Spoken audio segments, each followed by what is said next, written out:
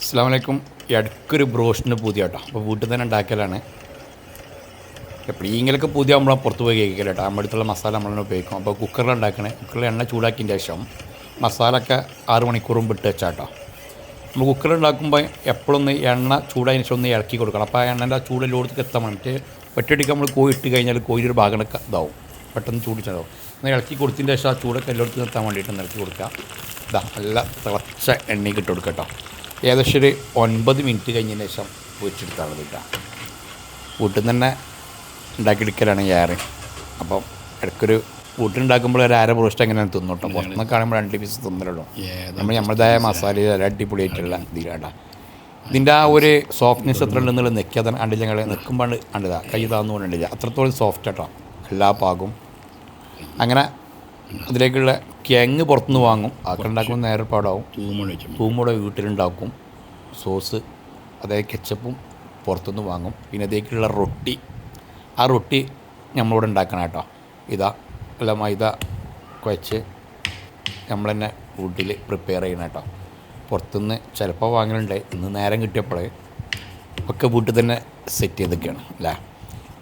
അപ്പം നല്ല അടിപൊളിയായിട്ടുള്ള സൗദി സ്റ്റൈലുള്ള കുബൂസ് വീട്ടിൽ തന്നെ തയ്യാറാക്കണം. നമ്മളെ പേജിൽ തന്നെ ഉണ്ട് നമ്മൾ കുബൂസ് എങ്ങനെ സൗദി സ്റ്റൈലിൽ ഉണ്ടാക്കുക എന്നുള്ളത്. അപ്പോൾ ഇതാ ഏകദേശം 500 ഗ്രാം കൊണ്ട് ഒരു 9 കുബൂസാണ് നമ്മൾ പരത്തി വെച്ചിട്ടുണ്ട്. അത് നേരെ ഫ്രൈ പാൻ എടുക്കുക. ഇതാ ഇതുപോലെ ഇങ്ങനെ നല്ല ചൂടത്ത് കഴിയുമ്പോൾ ഇങ്ങനെ പൊള്ളിച്ചിങ്ങനെ വരുന്നുണ്ട്. ഞങ്ങൾ എന്താ സ്റ്റൈലില്ല കാണാൻ. എപ്പോഴേലൊക്കെ ഒന്ന് ഉണ്ടാക്കിയൊക്കെ ഉണ്ടോ. അങ്ങനെ ഇതാ നമ്മൾ അവസാനമൊക്കെ റെഡിയായി കഴിക്കാം കേട്ടോ. വീട്ടിൽ നിന്നാകുമ്പോൾ എങ്ങനെ ഒരു അര ബ്രോസ്റ്റ് എങ്ങനെയും കഴിക്കും. നല്ല കെച്ചപ്പും സോസ് ഇതിലൊക്കെ കുത്തി കഴിക്കുമ്പോഴില്ല അതിൻ്റെ ഒരു വീട്ടിൽ നിന്ന് കഴിക്കുമ്പം അതിൻ്റെ ടേസ്റ്റ്. നമുക്കൊരു ഗസ്റ്റും കൂടി ഉണ്ട് കേട്ടോ.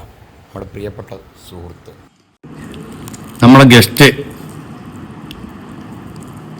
എൻ്റെ 1 പഠിച്ച് 7 വരെ ഒപ്പം പഠിച്ച സുഹൃത്താട്ടോ. സബാ സിയം അബാ അല്ലേ ഷാഫി ഉണ്ടാക്കിയ ബ്രോസ്റ്റ് വീട്ടിലുണ്ടാക്കിയത് അടിപൊളി. എന്താ പാടേ സൂപ്പർ. ജസ്റ്റ് പീസ് എന്താ പാടേ സൂപ്പർ. ഇത് ഇവിടെ തുടങ്ങണം, ഒരു ബിസിനസ് ആയിട്ട് തുടങ്ങണത്. ഇതുവരെ തുടങ്ങുന്നുണ്ട്. MTL തുടങ്ങുന്നുണ്ട് ഒരു ഫുഡില്ലല്ലേ.